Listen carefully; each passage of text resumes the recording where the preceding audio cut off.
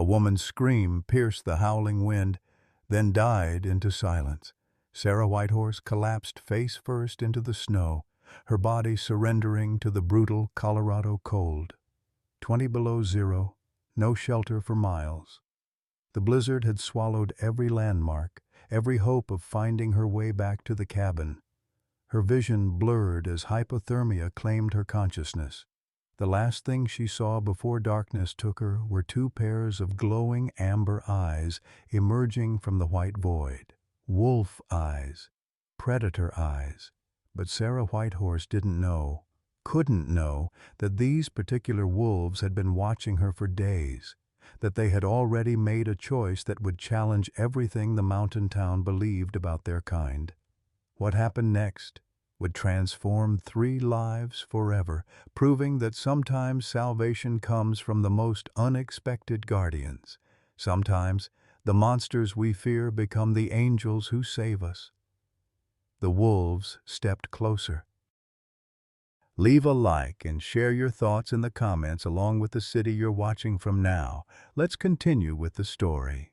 2 weeks earlier, Sarah Whitehorse had driven up the winding mountain road with tears still fresh on her cheeks. The funeral service for her father, Robert Whitehorse, had ended that morning, but the ache in her chest felt permanent. At 28, she was now completely alone in the world, her mother having passed when Sarah was just 16. The old Forest Ranger's cabin sat exactly as she remembered from childhood visits: weathered cedar logs, a stone chimney, and windows that framed the endless Colorado wilderness. Her father had built this place with his own hands 30 years ago, 20 miles from the nearest neighbor, deeper in the Rockies than most people dared to venture. It had been his sanctuary, and now it was hers. Sarah pulled her Juilliard diploma from the passenger seat, its expensive frame a stark contrast to the rustic surroundings. She'd graduated 3 months ago with highest honors, ready to conquer the classical music world. But when the phone call came about her father's sudden heart attack, all those dreams felt hollow. The memorial concert she was planning in his honor would be her gift to his memory, if she could find the strength to perform it. 20 miles down the mountain, Marcus Steele was cleaning his rifle with mechanical precision. At 45, he'd become the most sought-after tracker in 3 counties, though he hadn't always been a hunter. The transformation had come 2 years ago, the night everything changed for his family. His 8-year-old son Tommy sat at the kitchen table, drawing wolves with obsessive detail. The boy's left arm bore 3 parallel scars from shoulder to wrist, permanent reminders of the attack that had shattered their lives during what should have been a simple camping trip. Tommy barely spoke anymore, except to wake screaming from nightmares about glowing yellow eyes and snapping teeth. "The sheriff called," Marcus told his wife Claire, not looking up from his weapon. "More wolf signs up near the Whitehorse place. They want me to track them before they move closer to town." Claire glanced nervously at Tommy's drawings. "Maybe it's time to consider that therapist again." "Therapy won't fix this," Marcus replied, his voice hard as granite. "But removing the threat will." Deputy James Carson was the one who'd recommended Marcus to the sheriff's department. At 35, Carson had seen enough wildlife attacks to know that some problems required permanent solutions. He'd grown up in these mountains, understood their dangers. When wolves threatened human safety, sentiment had to take second place to protection. The weather report that evening called for an early storm, but all 3 men dismissed it. Mountain weather was unpredictable. Storms came and went like breathing. None of them imagined that this particular blizzard would trap a grieving woman in the wilderness, or that it would bring together forces that had been circling each other in the darkness for far too long. In the high country, 2 wolves watched the cabin's windows begin to glow with lamplight. The first snowflakes began falling on Sarah's 3rd day at the cabin, innocent and beautiful against the darkening sky. She'd spent the morning going through her father's belongings, finding his ranger journals filled with meticulous notes about wildlife patterns, weather observations, and something that caught her attention: frequent mentions of a wolf pack he'd been monitoring for years. "The alpha female shows remarkable intelligence," one entry read. "She's learned to avoid the hunter's usual routes. Her pup has a distinctive white marking on the forehead, makes tracking easier, but also makes him more vulnerable. The pack has been decimated by hunting pressure. Only 2 left now." By afternoon, the innocent snowflakes had transformed into something far more menacing. The wind picked up, howling through the pine trees with increasing fury. Sarah checked the weather radio, but static was all she heard. The phone line had been dead since her arrival, a common occurrence this far up the mountain. Her father had warned her. She inventoried her supplies with growing unease. Enough food for maybe 3 more days, if she was careful. The generator had plenty of fuel, but if the power lines came down in this storm, she'd be burning through her backup propane fast.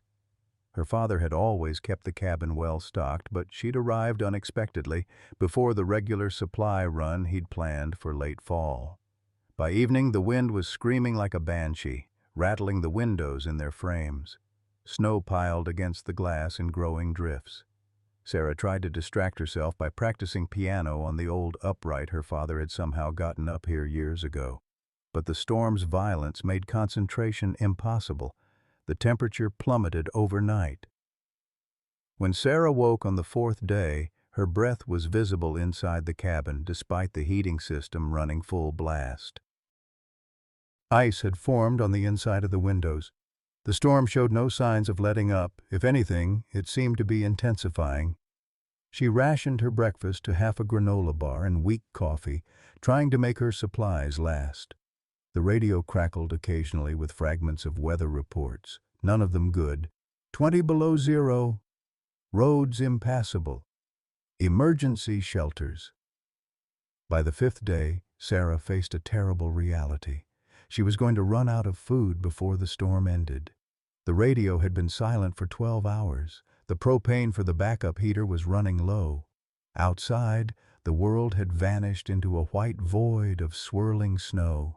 She'd never seen a storm this fierce, this relentless. Even her father, with all his mountain experience, might have struggled with conditions like these. Sarah made the decision on the 6th morning. She would have to venture out and try to reach the emergency supply cache her father had mentioned, located somewhere near the old logging road about a mile east. She'd found a rough map in his desk, hand-drawn with landmarks that she prayed still existed under all that snow. She bundled herself in every layer she could find, her father's old ranger gear over her own winter clothes. The pack on her back held emergency flares, what little food remained, and the GPS device that might be her only hope of finding her way back. The wind nearly knocked her down as she stepped outside. The cold hit her like a physical blow. 20 below zero felt like the surface of an alien planet, hostile to all life. Each breath burned her lungs. The snow came at her horizontally, stinging her face despite the ski goggles. Visibility was maybe 10 feet on a good moment. 0 during the worst gusts. Sarah fought her way toward where she thought the logging road might be, checking the GPS every few minutes, but the storm seemed to bend reality, making distances impossible to judge. What should have been a 20-minute hike stretched into an hour, then 2. The GPS began giving inconsistent readings. The cold was draining its batteries faster than expected. Sarah's fingers, even inside heavy gloves, were becoming numb. She could no longer feel her toes at all. When she finally admitted she was lost, panic set in like poison in her veins. The wind had erased her own tracks completely. Every direction looked identical. White trees, white ground, white sky. The GPS screen flickered and went dark. Sarah tried to retrace her steps, but in the whiteout conditions she couldn't tell if she was walking in circles or heading deeper into the wilderness. Her legs were getting heavy, the deep snow making every step an exhausting struggle. Ice had formed on her scarf where her breath had frozen. The hypothermia crept in gradually, then all at once. First came the violent shivering that made walking even more difficult. Then the confusion. She found herself stopping, forgetting why she'd come out here, having to force herself to remember the empty cabin, the dwindling supplies. Her body began shutting down systematically. The shivering stopped, which she dimly recognized as a bad sign. Her thinking became cloudy, dreamlike. She stumbled more frequently, her coordination failing. Sarah fell for the final time at what might have been noon, though the storm-darkened sky gave no indication of time. She tried to get up, but her legs wouldn't obey.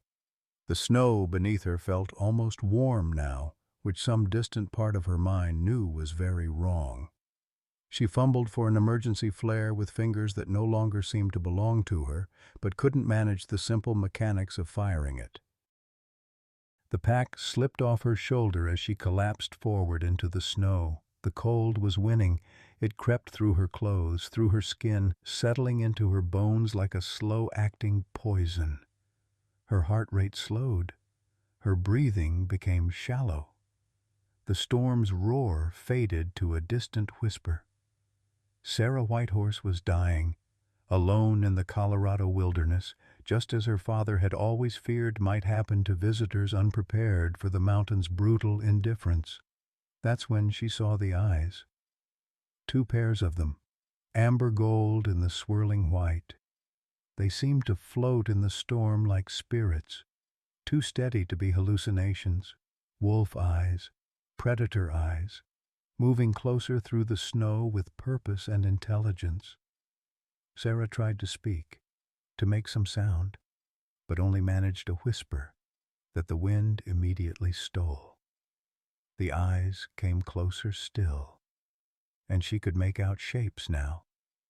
Gray forms, large and powerful, moving with the fluid confidence of apex predators. Her vision was fading when she felt something grip her jacket. Then she was moving, being dragged through the snow by forces she couldn't comprehend. The last thing she remembered was the sound of panting breath, not her own, and the strange sensation of being pulled toward shelter rather than destruction.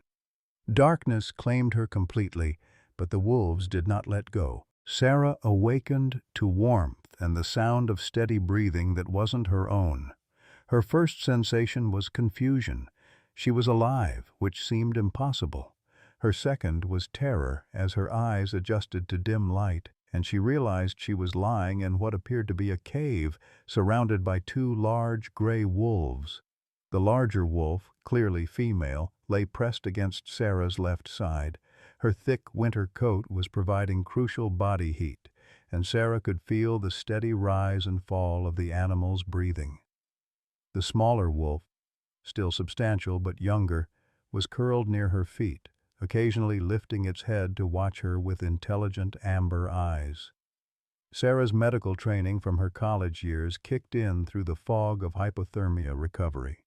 She was experiencing the early stages of rewarming, painful tingling in her extremities, violent shivering that she couldn't control. But she was alive.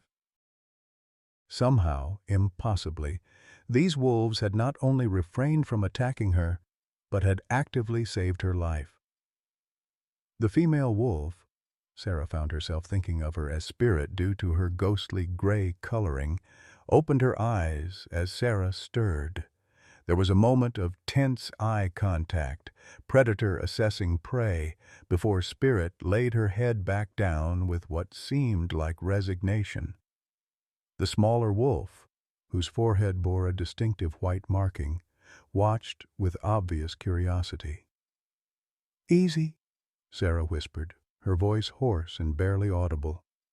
"I'm not going to hurt you." Shadow, she'd already started thinking of the younger wolf by that name due to his darker coloring, tilted his head at the sound of her voice. There was something almost dog-like in the gesture, though Sarah was acutely aware these were not domestic animals. These were apex predators who could kill her without effort. As her body temperature slowly returned to normal over the next several hours, Sarah began to take stock of her situation. The cave was larger than it first appeared, extending back into darkness. The entrance faced away from the storm's primary direction, providing natural shelter. Pine boughs had been arranged in what seemed like deliberate bedding, though Sarah couldn't tell if this was natural wolf behavior or something more intentional. Her pack lay near the cave entrance, contents scattered but mostly intact. The wolves had apparently dragged it along with her.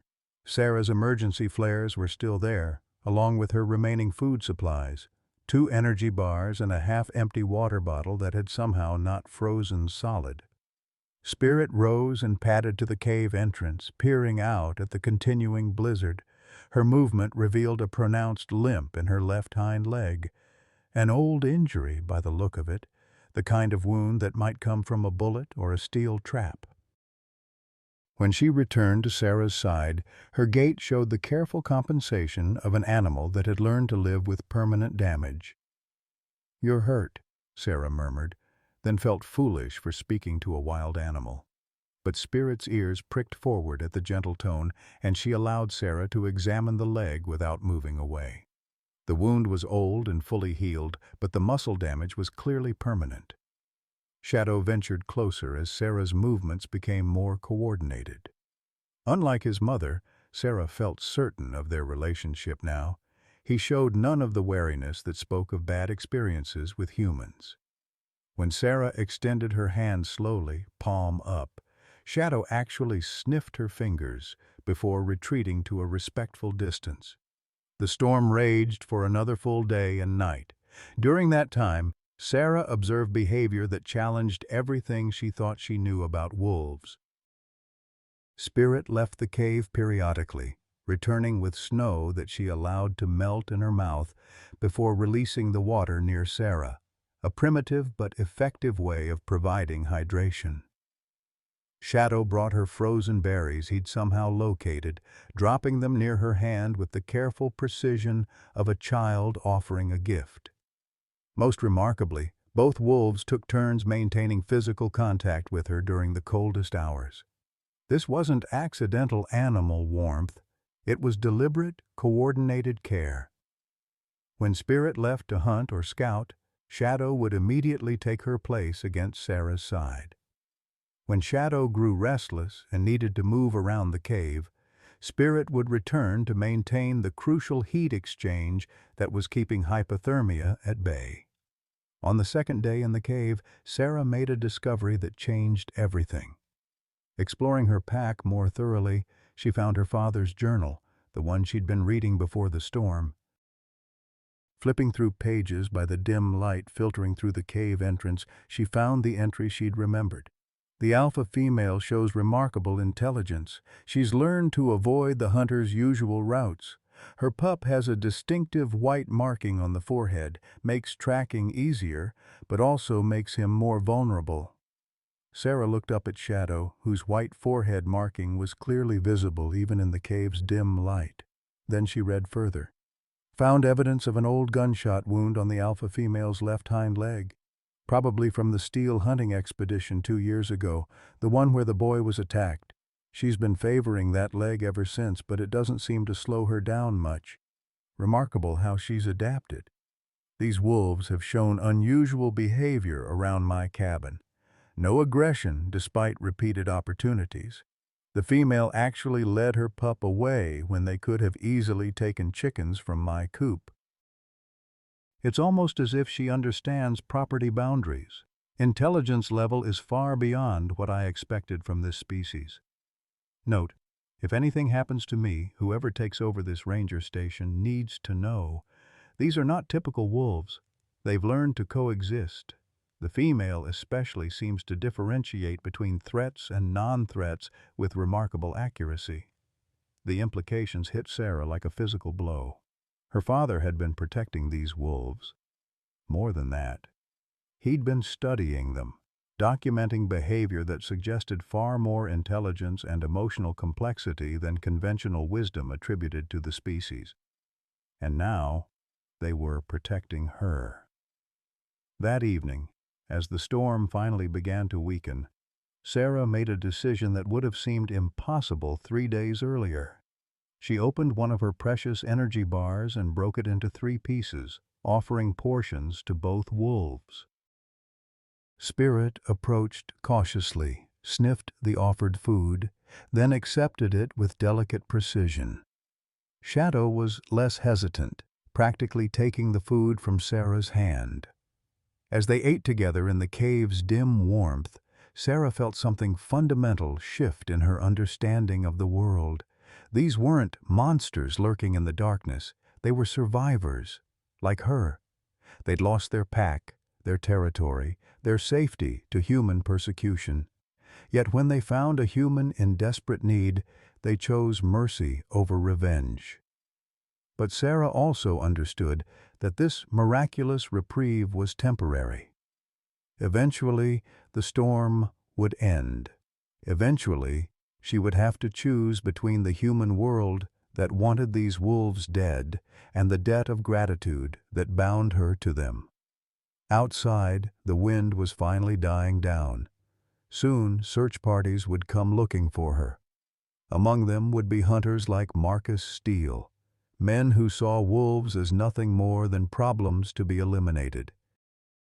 Sarah looked at Spirit, whose steady breathing had kept her alive through 2 nights of sub-zero cold. She looked at Shadow, whose innocent trust reminded her of the child she'd once been, camping with her father in these same mountains. Whatever choice lay ahead, she knew one thing with absolute certainty. She would not repay their gift of life with betrayal. The wolves had saved her. Now it was time to figure out how to save them. The storm broke on the 3rd morning with an almost supernatural clarity. Sarah woke to brilliant sunlight streaming through the cave entrance and the sound of melting snow dripping steadily from icicles. The sudden silence after days of howling wind felt almost ominous.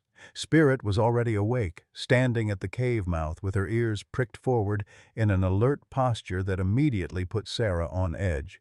The wolf's body language spoke of danger approaching, muscles tense, hackles slightly raised, nose working the air for scents carried on the morning breeze. Sarah struggled to her feet, muscles stiff from 3 days of minimal movement and cold. Her strength was returning, but slowly. She joined Spirit at the cave entrance and immediately understood the wolf's tension. In the distance, barely audible but growing stronger, came the sound of helicopter rotors. The search had begun. Shadow pressed against Sarah's leg, still displaying the affectionate behavior that had developed over their shared ordeal. But Spirit moved between them and the cave entrance, every instinct telling her that the approaching sounds meant danger for her pack, which now, somehow, included the human who had shared their shelter. Sarah's mind raced through her options. She could signal the helicopter, end this ordeal, return to warmth and safety and hot meals. But what would happen to Spirit and Shadow? Her father's journal had made it clear that Marcus Steele and others like him were actively hunting these wolves. Her rescue would inevitably lead searchers to this location, to this cave that had been sanctuary. The helicopter passed overhead without stopping, its occupants apparently scanning other areas first. But it would be back. Sarah knew the search patterns from her father's stories about mountain rescues. They would grid the area systematically, and eventually they would find her.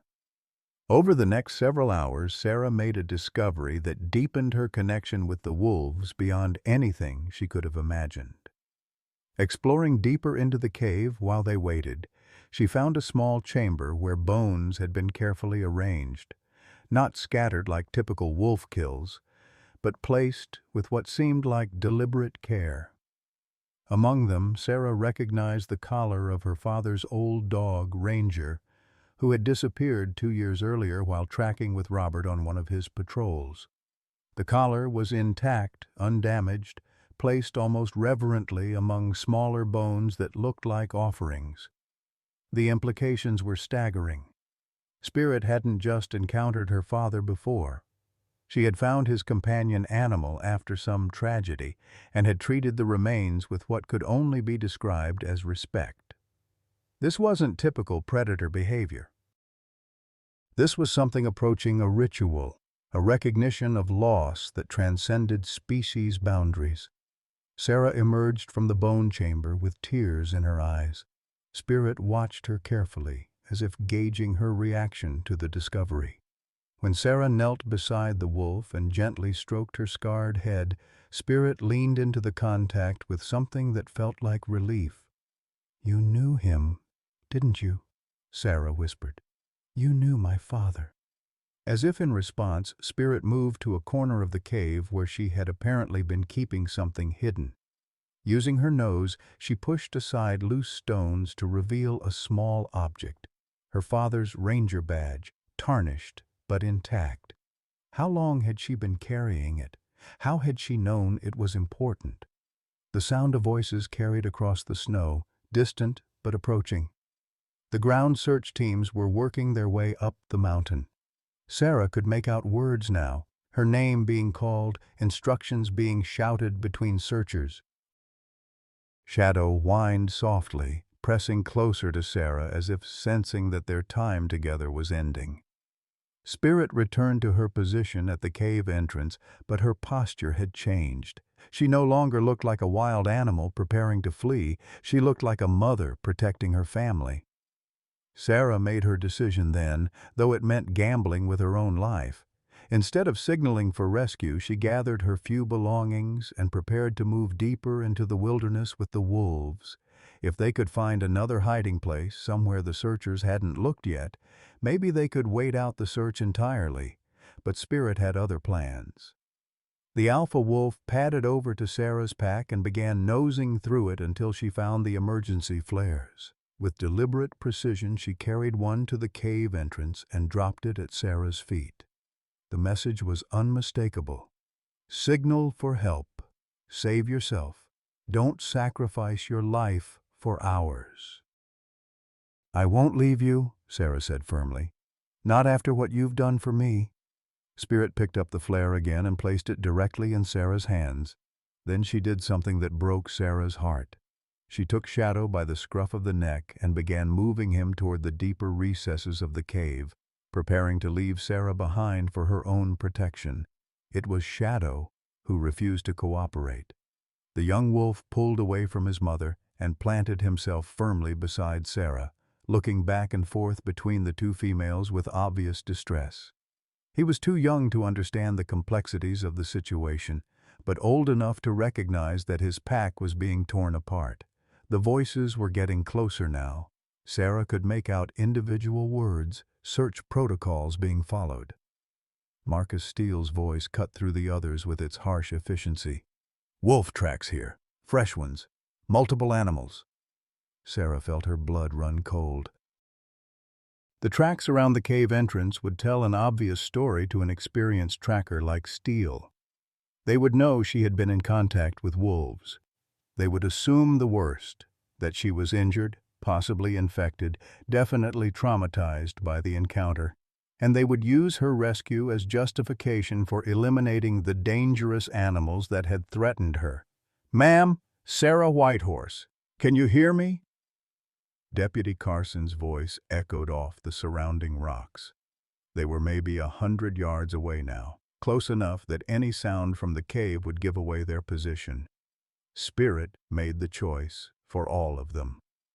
With a low whine that conveyed both determination and sorrow, she nudged Sarah firmly toward the cave entrance. Then she turned and disappeared into the darkness of the deeper cave, melting into shadows like her name suggested. Shadow started to follow his mother, then turned back to Sarah with a confused whimper. For a heartbreaking moment he was torn between his natural pack loyalty and the bond he had formed with the human who had shared his family's shelter. Sarah knelt and pulled the young wolf against her chest, burying her face in his thick fur.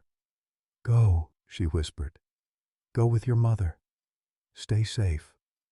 But when she tried to push him away, Shadow resisted. He looked toward the darkness where Spirit had vanished, then back at Sarah, then made a decision that would change everything. Instead of following his mother into hiding, he moved to stand protectively in front of Sarah, facing the cave entrance with the brave foolishness of youth. He had chosen his pack, and his pack included the human who had shared their food, their warmth, their survival.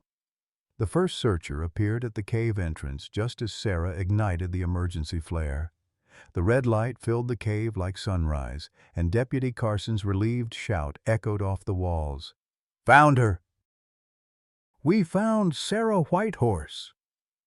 But his relief turned to alarm when he saw the wolf pup standing guard beside her, hackles raised and teeth bared in warning. Behind Carson, Marcus Steele raised his rifle with practiced efficiency. "Don't move, ma'am," Steele called out in his professional hunter's voice. "We'll handle the animal.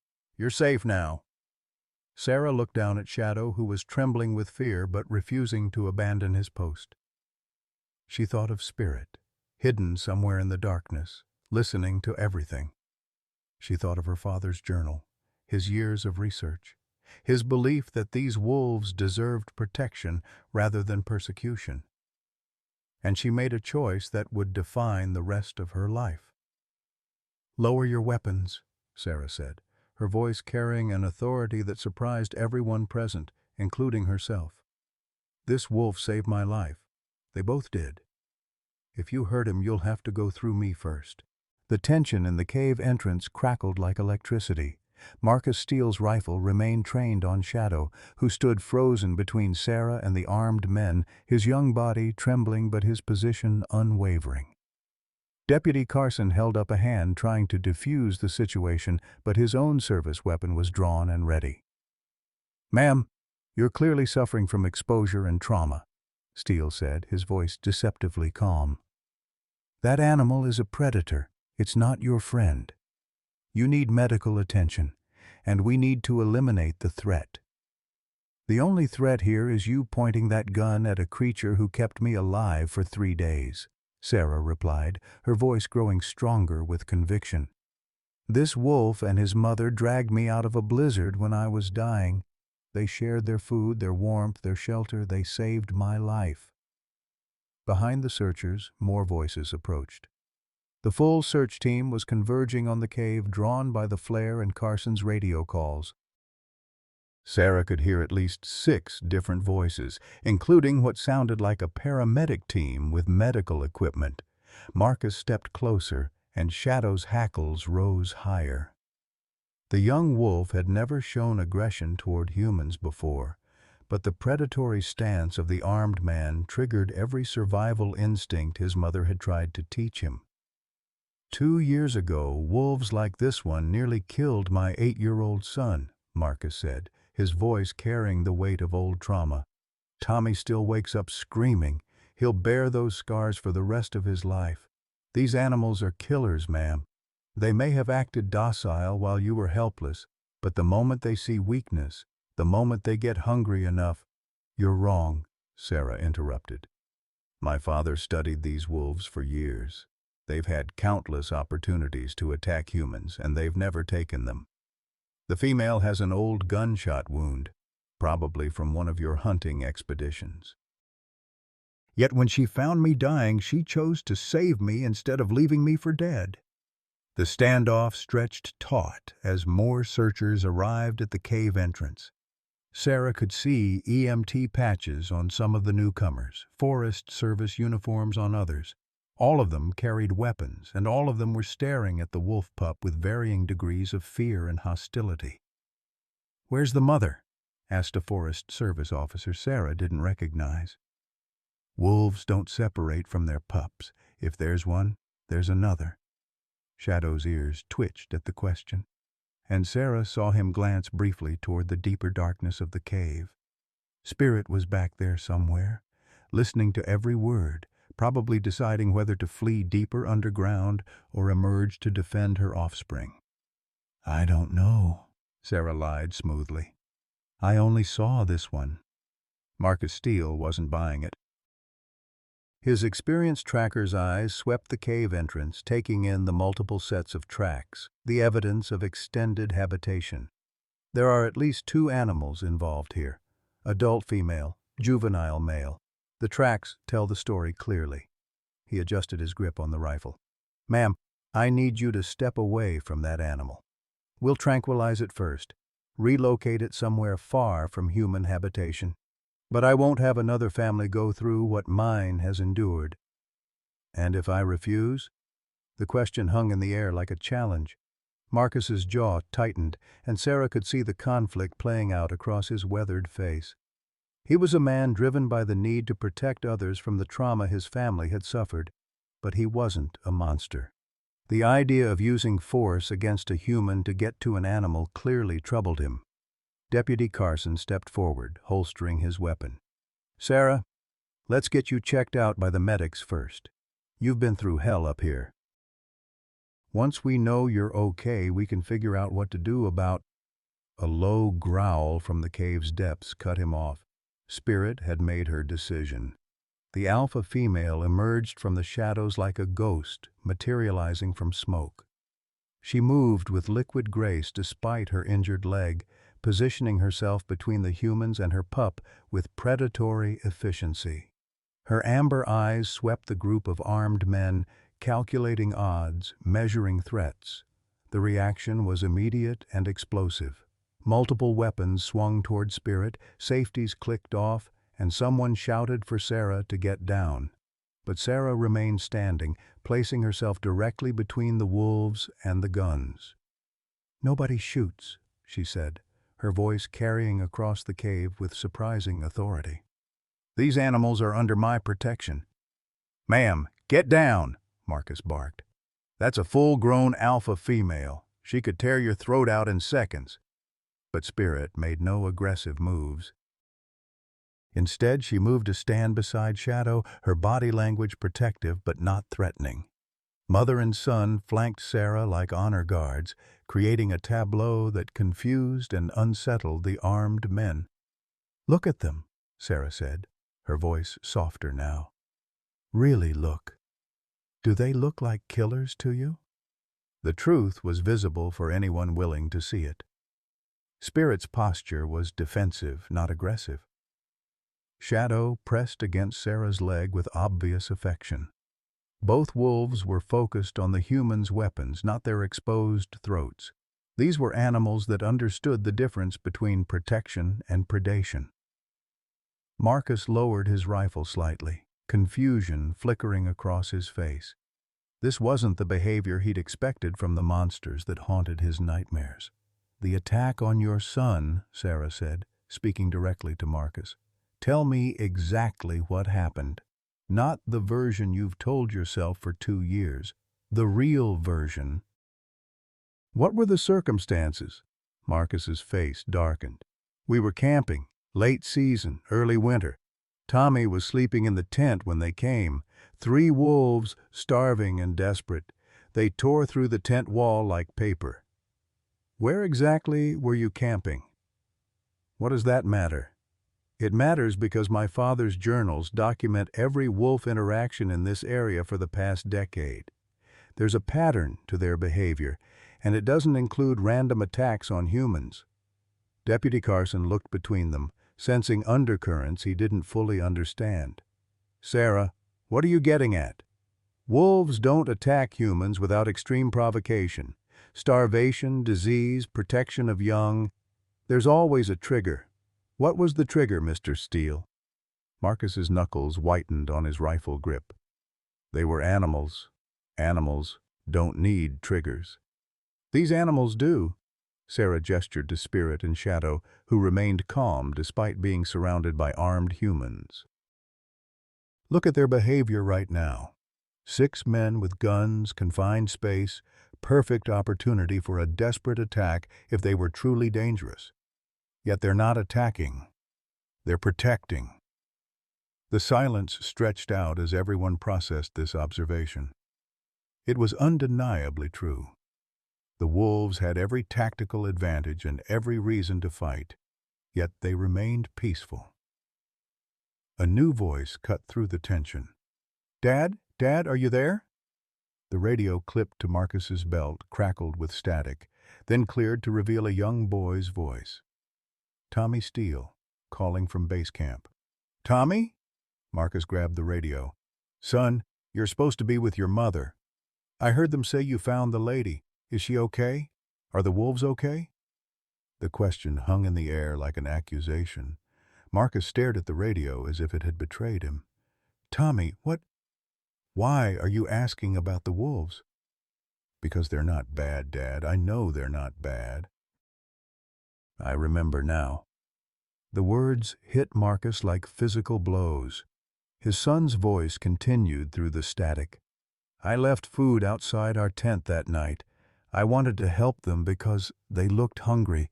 I'm the reason they came. It wasn't their fault, Dad. It was mine." Marcus's face went white.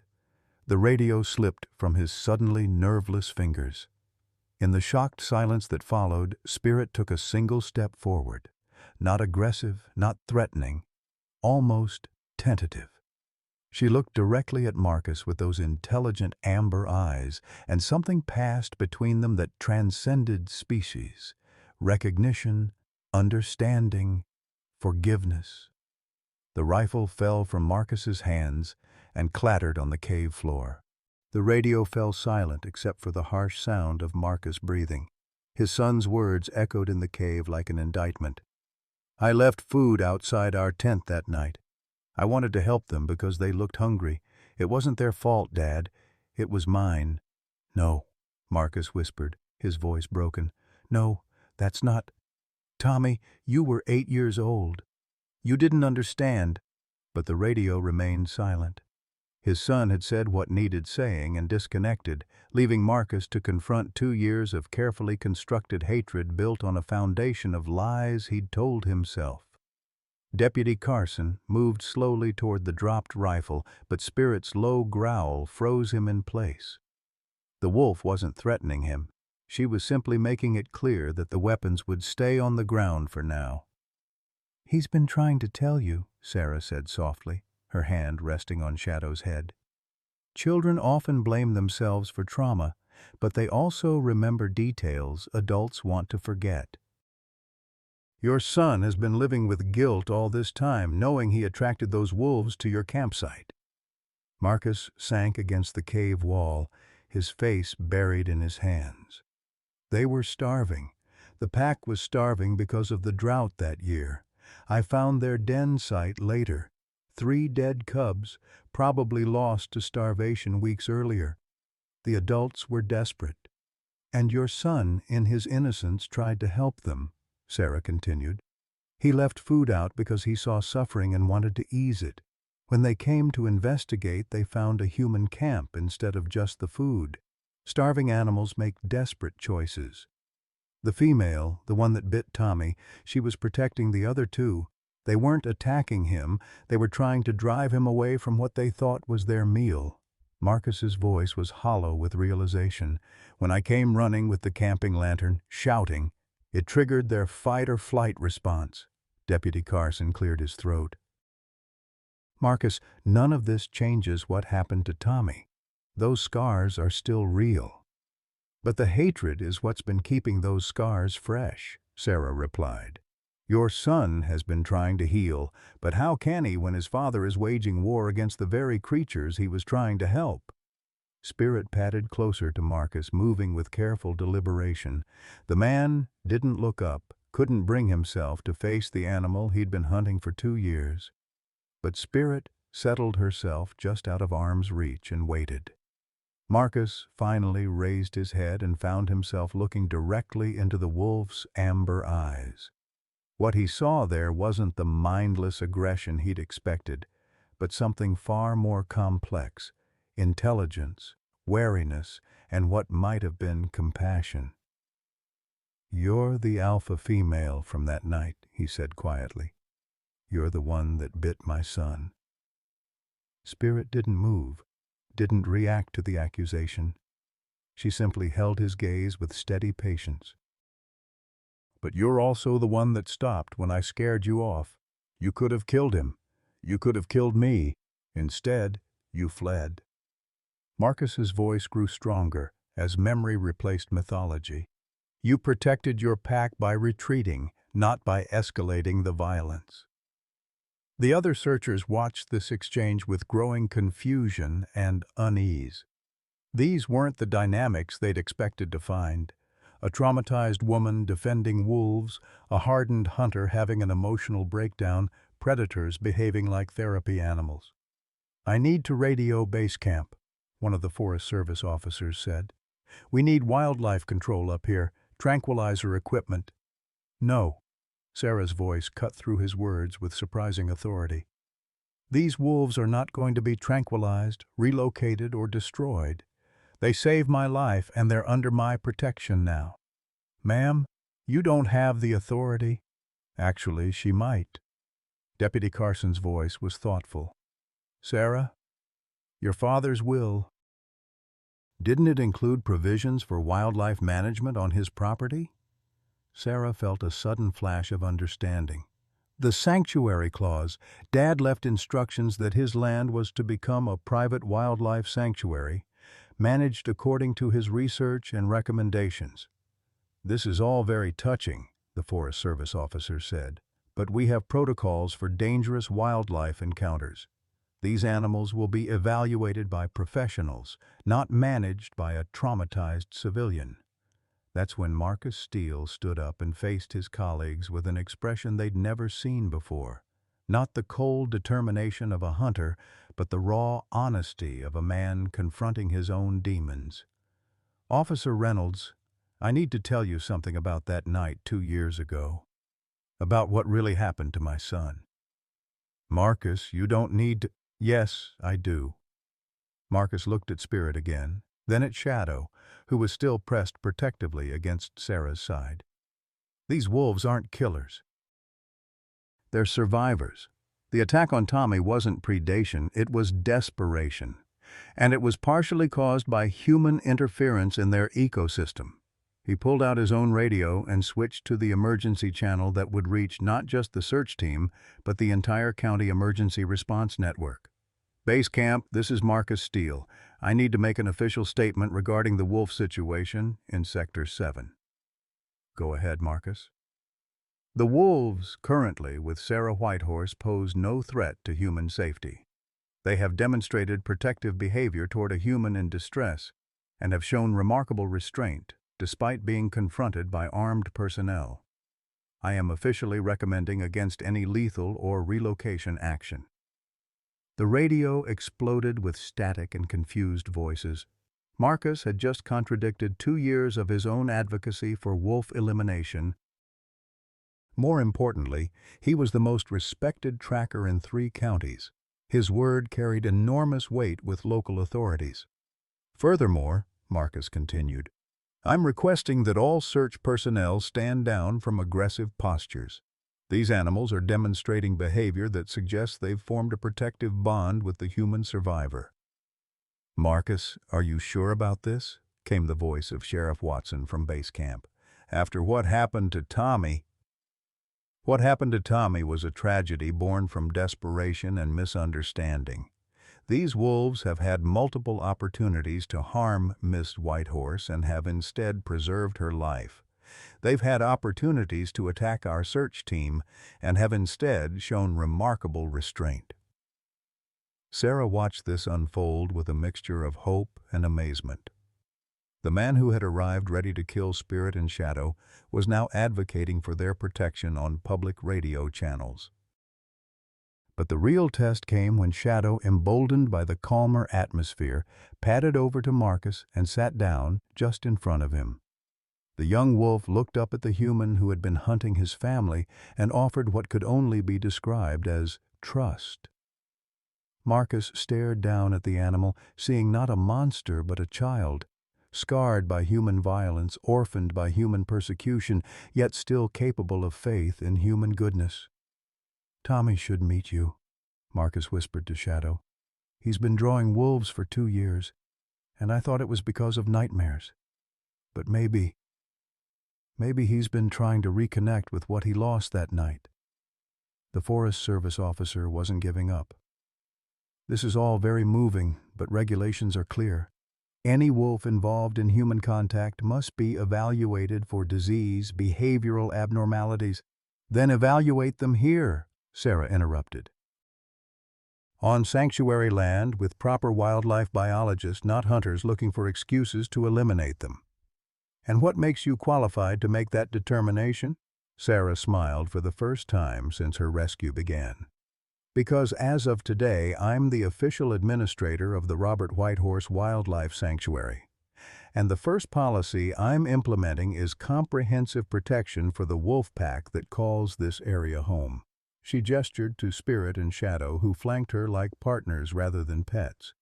These wolves have shown that coexistence is possible. They've demonstrated intelligence, compassion, and restraint that puts most humans to shame. If we're going to heal the relationship between our species, it starts here, with them. Marcus picked up his rifle, and everyone tensed. But instead of aiming it, he methodically engaged the safety and slung it over his shoulder. "Ms. Whitehorse is right," he said. "The healing starts here." Outside the cave, the sound of approaching helicopters grew louder. Media, wildlife officials, and county administrators were all converging on this remote mountainside, drawn by the unprecedented nature of the situation. But inside the cave, 3 species that had been at war were taking the first tentative steps toward peace. The tragedy was ending. The transformation was about to begin.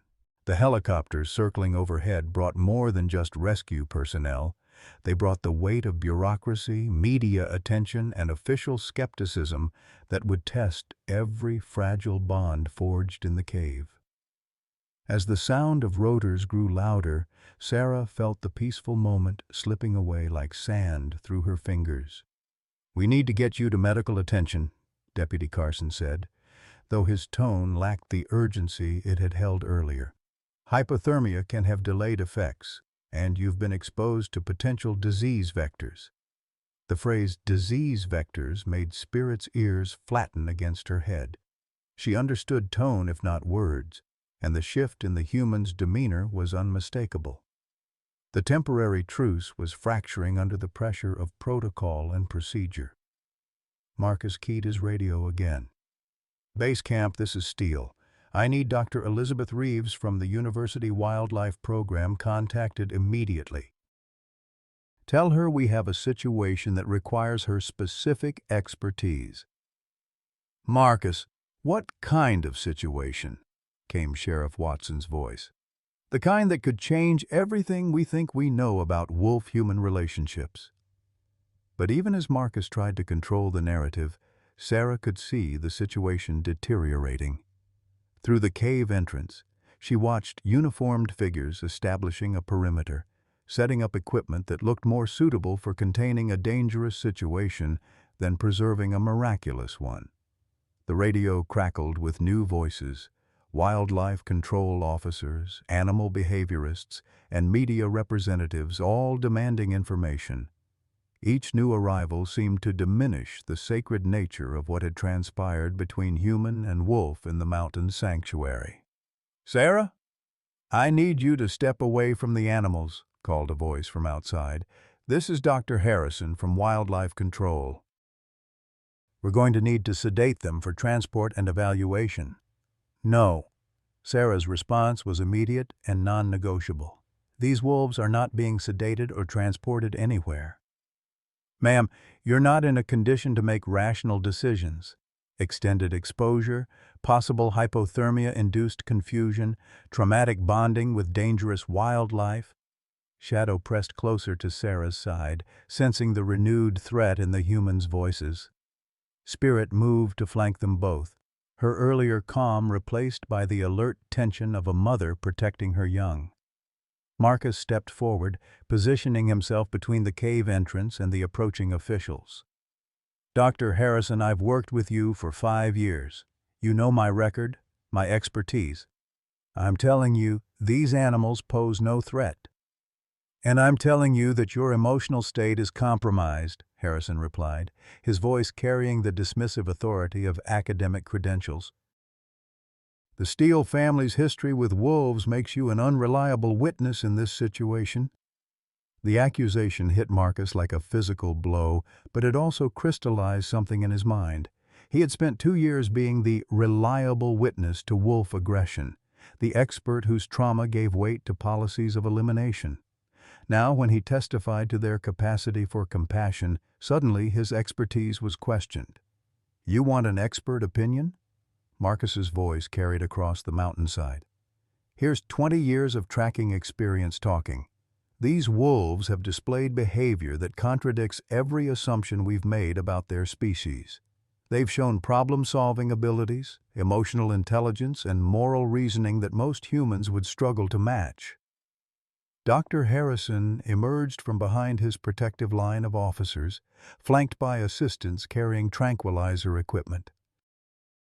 He was exactly what Sarah expected, a career bureaucrat in field gear, more concerned with protocol than understanding.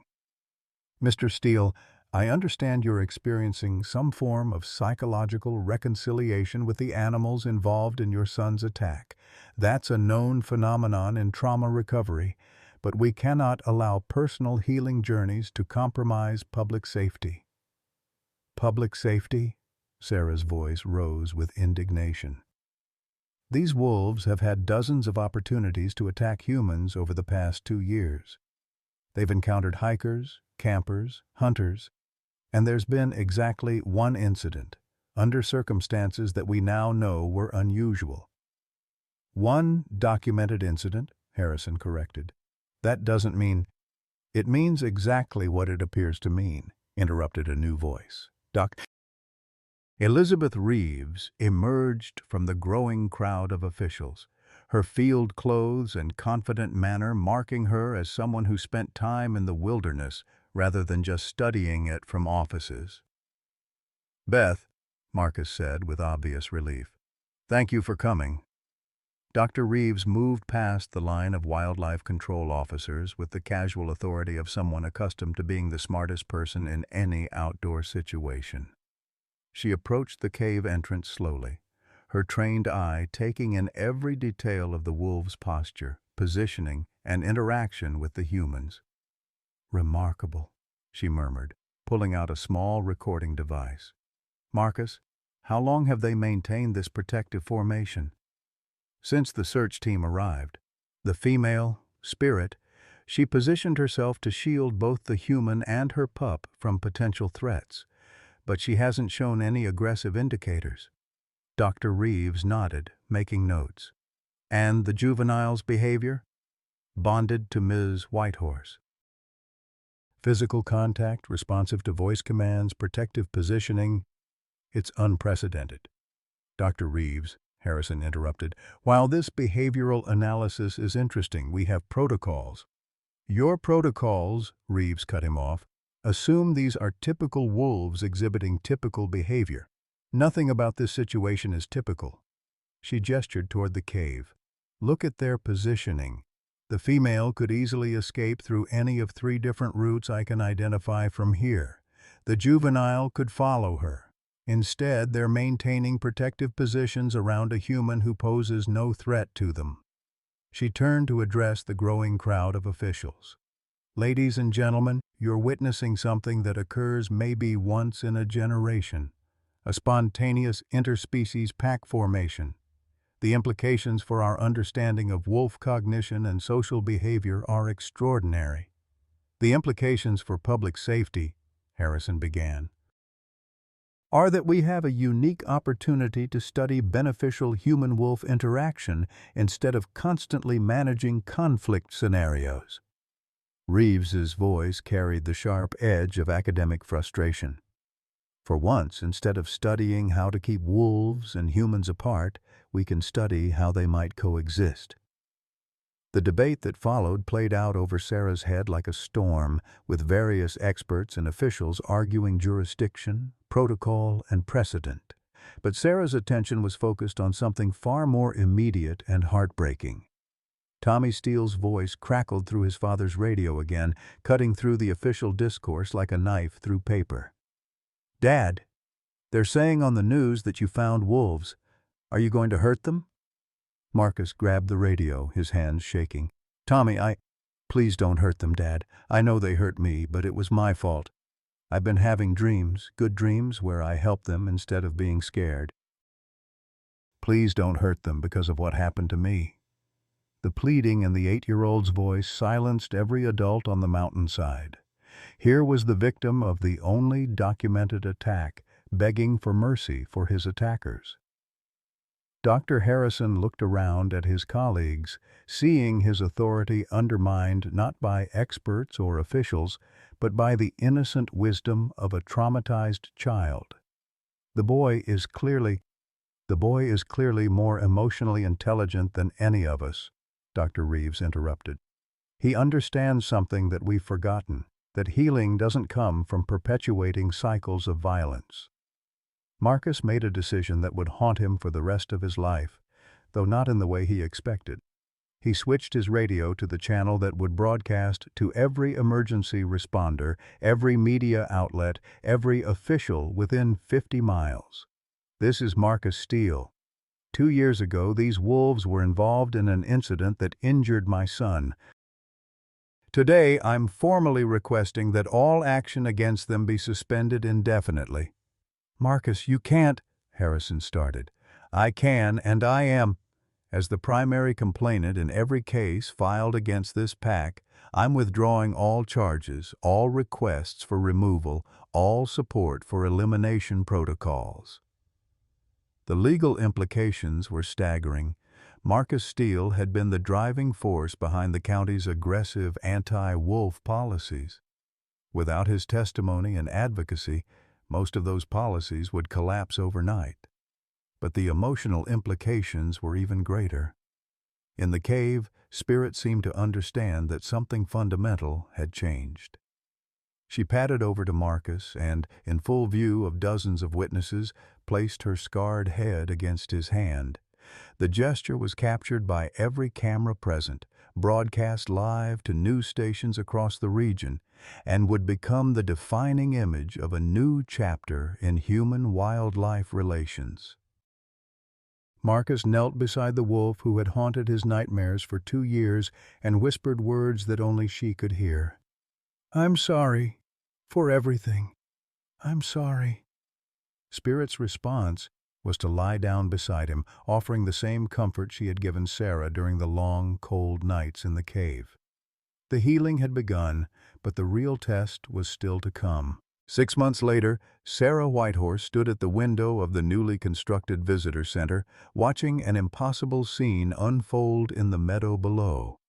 Tommy Steele, his left arm bearing the permanent scars of that night 2 years ago, was sitting cross-legged in the grass, while Shadow, now grown into a magnificent young adult wolf, lay beside him with the patience of a saint, as the boy sketched his portrait. The transformation hadn't been easy or immediate. The weeks following the rescue had brought a media circus that threatened to destroy the fragile bonds formed in the cave. News vans had clogged the mountain roads, reporters had offered substantial sums for exclusive interviews, and wildlife officials had filed competing claims over jurisdiction of the wolves. But the image of Marcus Steele kneeling beside Spirit, the same wolf he'd hunted for 2 years, had captured the public imagination in ways no one anticipated. The photograph appeared on magazine covers worldwide with headlines like, "The Hunter's Heart," and "When Enemies Become Family." More importantly, it had shifted the narrative from one of dangerous wildlife to one of healing and reconciliation. The Robert Whitehorse Wildlife Sanctuary had been officially established within 30 days of Sarah's rescue, thanks to emergency legislation pushed through by state representatives who recognized a public relations opportunity when they saw one. Sarah had been named director, with Dr. Elizabeth Reeves serving as chief researcher and Marcus Steele as head of security, a role that involved protecting the wolves from would-be hunters rather than hunting them himself. The sanctuary had become something unprecedented in wildlife management, a place where the natural behavior of wolves could be studied in the presence of humans who understood their language of trust and respect. Researchers came from universities across the country to observe Spirit and Shadow, whose pack had grown to include two new pups born that spring. But the real magic happened in moments like this one, when traumatized children came to face their fears and discover healing in the presence of the very animals that had hurt them. "He's been drawing for 3 hours straight," Marcus said, joining Sarah at the window. His voice carried a wonder that still seemed to surprise him after all these months. "Last week he asked me to teach him to track, not to hunt, to understand. He wants to learn their language." Through the window, they watched Tommy show his sketch to Shadow, who obligingly sniffed the paper before allowing the boy to scratch behind his ears. The trust between them was absolute, built through dozens of supervised visits during which Tommy had gradually overcome his fear and Shadow had learned to be gentle with small humans. "Doctor Martinez says Tommy's nightmares have completely stopped," Marcus continued. "For the first time in 2 years, he's sleeping through the night. The therapist thinks facing his fears in a controlled environment, actually interacting with wolves again, has allowed him to reprocess the trauma." Sarah nodded, but her attention was focused on the larger picture visible through the window. Beyond Tommy and Shadow, Spirit was leading her two new pups through what appeared to be a hunting lesson, using a stick as prey. The pups pounced and tumbled with the clumsy enthusiasm of all young predators, while their mother demonstrated the precise movements of a successful hunter. "She's teaching them to hunt, but also to discriminate," Sarah observed. "Watch how she shows them the difference between prey animals and neutral animals. That stick represents a rabbit or deer, something appropriate to hunt. But when one of the pups gets too rough with a butterfly, she gently corrects him." Dr. Reeves emerged from the research building, tablet in hand, clearly excited about something. "Sarah, you need to see this data. The behavioral modifications we've documented in Spirit's pack are unlike anything in the literature." She pulled up a series of charts and graphs. "Traditional wolf packs avoid human contact unless absolutely necessary. But Spirit's pack has developed what can only be described as a recruitment protocol. When new humans arrive, researchers, visitors, even maintenance workers, the wolves assess them for threat potential and then either avoid or gradually accept them based on behavioral cues." "Recruitment protocol?" Marcus asked. "They're actively building relationships with humans they judge to be trustworthy, while maintaining appropriate distance from those they perceive as threats. It's a level of social intelligence that suggests wolves are far more adaptable to human coexistence than we ever imagined." The implications were staggering. If wolves could learn to differentiate between humans who meant them harm and those who didn't, the entire foundation of human-wolf conflict management would need to be reconsidered. "There's more," Dr. Reeves continued, swiping to a new screen. "Spirit has been observed teaching this behavior to her pups. Yesterday, when the Johnson family visited with their 5-year-old daughter, Spirit actually intervened when one of her pups got too playful. She demonstrated the appropriate distance to maintain and the correct way to approach small humans." Through the window, they watched this lesson in real time as Tommy prepared to leave. Shadow walked with him to the meadow's edge, but when the boy continued toward the parking area, the wolf stopped at an invisible boundary and sat down to watch him go. The boundary had been established not by fences or barriers, but by mutual agreement between species. "The other sanctuaries want to replicate our program," Sarah said. "Yellowstone has requested a full report on our methodology. The Canadian Wildlife Service wants to send a delegation." "Are you going to share it?" Marcus asked. Sarah considered the question carefully. The success of the sanctuary had brought opportunities she'd never imagined, but it had also brought pressures to commercialize, standardize, and scale up what was fundamentally a relationship built on trust and mutual respect. "I think we have to be very careful," she finally said. "What happened here wasn't the result of a methodology or a program. It was the result of specific circumstances, specific animals, and specific humans being willing to see past their preconceptions. Dr. Reeves looked up from her tablet. Sarah's right. I've been analyzing the factors that made this successful, and replication won't be simple. Spirit's pack was already unusual, their previous exposure to Robert Whitehorse, their survival of systematic persecution, their demonstrated intelligence. And the humans involved all had compelling reasons to move past traditional adversarial relationships. You mean it can't be taught? Marcus asked. It can't be forced, Sarah corrected, but the principles can be shared: respect, patience, understanding that these are intelligent beings with their own social structures and emotional lives, the willingness to see them as individuals rather than just wolves in the abstract. A new vehicle pulled into the parking area, and Sarah recognized the distinctive markings of the State Wildlife Department. Her heart sank slightly. Official visits usually meant new regulations, new restrictions, or new challenges to the sanctuary's operations. But the man who emerged from the vehicle was smiling, and he was accompanied by a family Sarah didn't recognize, parents with 2 young children who looked both excited and nervous. That's Director Palmer, Dr. Reeves said. He called yesterday about bringing his nephew's family.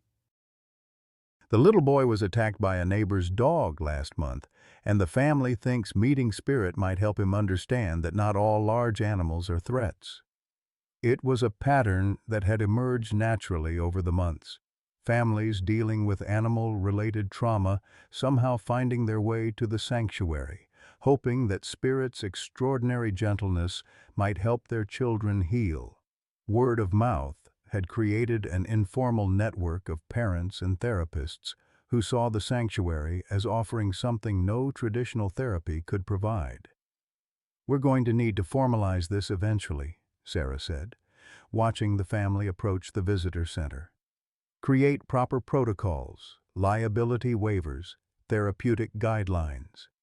But not yet, Marcus said firmly. The moment we turn this into an official program, we lose the thing that makes it work.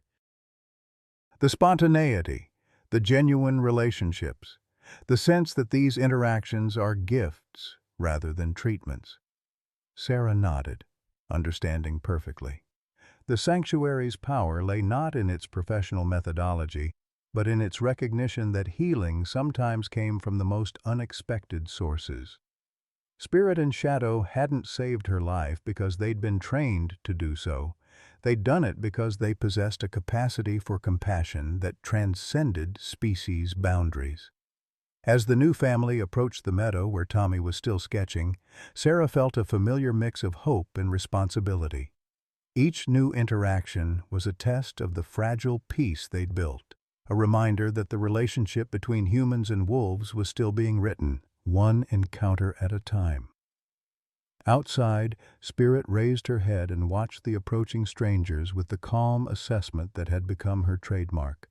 She was no longer the desperate, hunted animal who had saved Sarah's life in a blizzard. She was something new, a bridge between worlds, a teacher whose lessons were written in trust rather than fear. The future was being born in that meadow, one careful step at a time. 3 years had passed since that fateful winter day when Sarah collapsed in the snow, and the Robert Whitehorse Wildlife Sanctuary had become something no one could have predicted, a living testament to the power of second chances and the healing that comes when we choose understanding over fear. The spring morning air carried the sound of children's laughter as Sarah walked the familiar paths that had once seemed so dangerous. Tommy Steele, now 11 and confident in ways that would have seemed impossible 3 years ago, was leading a group of young visitors through the meadow where Spirit's pack had made their permanent home. His left arm still bore the scars of that night 2 years before the sanctuary's founding, but they had transformed from marks of trauma into badges of survival and wisdom. The most important thing to remember, Tommy was saying to his young audience, his voice carrying the authority of experience, is that they're not just wolves, They're individuals with personalities and feelings, just like us. Spirit is brave and protective, Shadow is playful and curious, and the pups each have their own special traits. Sarah smiled as she watched the boy who had once been the symbol of human-wolf conflict, now serving as an ambassador for coexistence. His transformation mirrored that of the sanctuary itself, which had evolved from a desperate attempt to protect two wolves into a revolutionary model for wildlife management that was being studied and replicated across North America. The visitor center had expanded twice to accommodate the steady stream of researchers, wildlife managers, and families seeking the kind of healing that could only come from facing fears with courage and open hearts. Dr. Elizabeth Reeves now led a research team of 12, documenting behaviors and interactions that were rewriting textbooks on wolf cognition and social adaptation. But it was the personal transformations that meant the most to Sarah. Families like the Johnsons, whose daughter had been terrified of all animals after a playground incident, now returned every summer to volunteer at the sanctuary. Children who had arrived withdrawn and fearful left with confidence and compassion. Adults who had viewed wolves as monsters discovered the profound peace that came from earning the trust of a truly wild spirit. Marcus Steele had perhaps undergone the most dramatic transformation of all.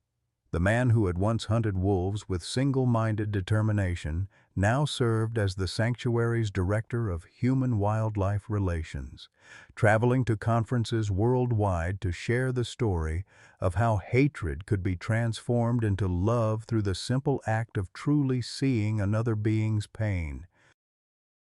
"The night Tommy was hurt," he would tell audiences, "I thought I understood wolves. I thought they were killers, pure and simple. But I was wrong about everything. They're not killers. They're survivors. They're not monsters. They're parents protecting their children, just like I was trying to protect mine. The only difference between us was that they were willing to show mercy when I wasn't." His presentations never failed to move audiences to tears, particularly when he shared video footage of Tommy and Shadow playing together in the meadow, the former victim and descendant of his attackers, now inseparable friends. Spirit herself had become something of a legend, though she seemed largely unaware of her fame. Now, in her 7th year, she moved with the dignified grace of a matriarch who had seen her family grow from 2 desperate survivors to a thriving pack of 7. Her original injury still caused her to limp slightly, but it no longer seemed to slow her down. If anything, it served as a reminder of the journey she had taken from hunted fugitive to beloved teacher. The 2 new pups born that first spring had grown into magnificent adults, and Spirit had produced 2 more litters since then. Each generation seemed to inherit her remarkable ability to differentiate between humans who meant harm and those who came in peace. Wildlife biologists called it learned discrimination, but Sarah preferred to think of it as inherited wisdom, the understanding that not all humans were enemies, passed down from mother to pup like any other survival skill. The sanctuary's success had brought unexpected challenges alongside its triumphs. Media attention had eventually died down, but it had been replaced by something more sustainable, a steady stream of visitors who came not for sensational stories, but for authentic connection with the natural world. The waiting list for educational programs now stretched 6 months out, and Sarah had to carefully balance public access with the wolves' need for space and dignity. Corporate sponsors had offered substantial funding in exchange for naming rights and promotional opportunities, but Sarah had turned them all down. The sanctuary's operations were funded through modest admission fees, educational program tuition, and donations from people whose lives had been touched by their visits. It was a deliberately modest model that prioritized mission over profit, relationship over publicity. "We could triple our revenue with the right corporate partnership," the sanctuary's accountant had told Sarah just last month. "Imagine what we could do with that kind of funding." "Imagine what we might lose," Sarah had replied. "The moment we turn this into a business, we risk forgetting that it's really about relationships. between species, between individuals, between fear and understanding. The approach seemed to be working. Universities sent graduate students to conduct research that couldn't be done anywhere else.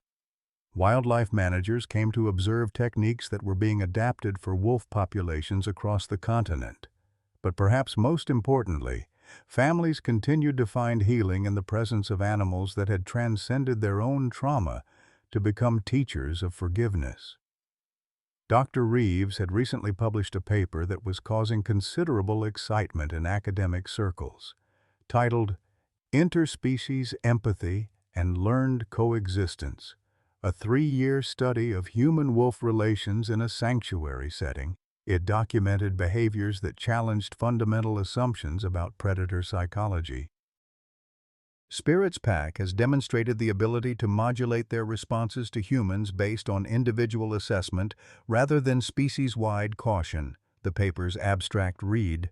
Pack members consistently show affiliative behavior toward humans who display calm, respectful body language while maintaining appropriate distance from those who exhibit aggressive or predatory behaviors. This suggests that wolves possess far more sophisticated social intelligence than previously understood. The implications went far beyond academic interest. Wildlife management agencies were beginning to reconsider policies based on the assumption that wolves and humans were natural enemies. Some were experimenting with education programs that taught both species how to coexist rather than simply how to avoid each other. But for Sarah, the most meaningful validation came in quieter moments, like the morning she found Marcus sitting in the meadow at sunrise, Shadow's head resting in his lap, as they watched Spirit teach her youngest pups to hunt. The man who had once personified human-wolf conflict had become a symbol of something far more powerful, the possibility of redemption. "She forgave me," Marcus had told Sarah that morning, his voice filled with wonder. Not because she forgot what happened, not because she stopped being cautious, but because she chose to see who I could become instead of who I had been. That evening, Sarah sat at the old upright piano her father had somehow managed to get into the mountain cabin years ago, now relocated to the sanctuary's main building. The melodies she played had evolved over the years from classical pieces to something more personal, compositions inspired by the sounds of the forest, the calls of the pack, the laughter of children discovering that the monsters in their nightmares could become friends. Through the window, she could see Spirit and Shadow settling down for the night, their pack arranged around them in the careful security formation that wild wolves had used for millennia. But these wolves were no longer truly wild, nor were they domestic. They had become something new, ambassadors between worlds, teachers of the possibility that existed when fear was replaced with understanding. As Sarah played, she thought about her father and the research he had begun so many years ago. He had believed that wolves and humans could coexist, but even he might have been amazed by what had grown from his work. The sanctuary wasn't just protecting wolves, it was transforming the relationship between species, one encounter at a time. The music drifted out across the meadow, and Sarah saw several pack members lift their heads to listen. Soon, Shadow added his voice in a harmony that had become their evening ritual, not the mournful howl of lonely wolves, but something that sounded remarkably like joy. In that moment, Sarah understood that the greatest rescue of that winter day hadn't been when Spirit and Shadow saved her from the blizzard. It had been when all of them, wolves and humans alike, had saved each other from the even more dangerous storm of fear, hatred, and misunderstanding that had kept their species at war for so long. The sanctuary had become proof that healing was possible, that enemies could become family, and that sometimes the most profound transformations came not from conquering our fears, but from having the courage to sit with them long enough to discover the love hiding on the other side. As the last notes of her improvised symphony faded into the mountain air, Sarah felt her father's presence in the music, in the peaceful pack settling down for sleep, in the knowledge that his life's work had grown into something beautiful beyond anything he could have imagined. Tomorrow would bring new challenges, new visitors, new opportunities to prove that trust could triumph over terror. But tonight, in the sanctuary he had made possible, humans and wolves would sleep safely side by side, protected not by walls or weapons, but by the radical power of choosing love over fear. The story that had begun with a woman collapsing in a blizzard had become something far greater, a testament to the possibility that existed when beings chose to see past their differences and recognize the shared desire for safety, family, and understanding that lived in every heart, regardless of species. In the meadow, Spirit raised her head one last time, her amber eyes reflecting the starlight as she surveyed her unlikely kingdom. Then, satisfied that all was well, she laid her scarred head down beside her pack and closed her eyes, dreaming perhaps of the day when every human and wolf might find the courage to build bridges instead of walls. Sometimes the greatest acts of courage don't involve fighting our fears. They involve sitting quietly with them until we discover the love hiding on the other side. Sarah's story reminds us that healing often comes from the most unexpected sources, and that the enemies we fear most might actually be the teachers we need most. In a world that often feels divided, her journey with spirit and shadow shows us that understanding and forgiveness can transform even the deepest wounds into sources of wisdom and strength. Whether you're 25 or 75, we all carry scars from life's battles, but like Tommy Steele learned, those scars can become badges of survival rather than symbols of defeat. The sanctuary wasn't just a place where wolves found safety. It was where humans rediscovered the joy of connection, the peace of acceptance, and the profound happiness that comes from choosing trust over fear. Have you ever found healing in an unexpected place, or from someone you initially feared? What enemy in your life might actually be waiting to become a friend if you had the courage to see them differently? Share your thoughts below. Your story might be exactly what someone else needs to hear today.